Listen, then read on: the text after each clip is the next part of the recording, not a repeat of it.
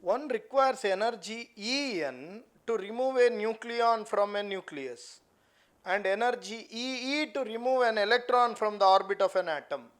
Then, see, to remove either proton or a neutron, energy required is En.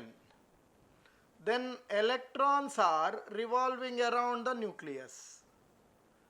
To remove this, he says energy required is Ee.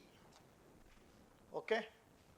We know the electron is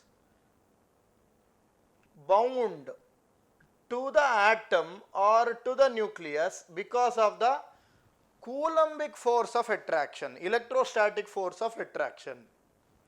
So, if you give an energy that is equivalent to the force into displacement, that will be work done, Coulombic force into the displacement that you have to do, that is called ionization energy if you want to completely remove an electron.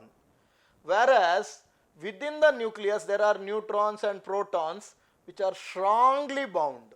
Since nuclear force is stronger, be it be for the short range, but within the nucleus, nuclear force is the strongest compared to the Coulombic electrostatic force of repulsion.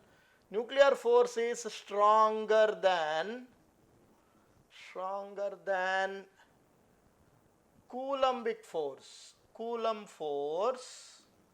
Energy required to remove an electron is lesser, whereas energy required to remove any nucleon from the nucleus is greater.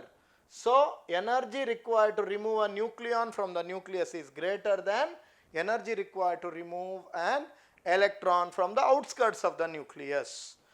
Looking at the options, option C is the correct answer.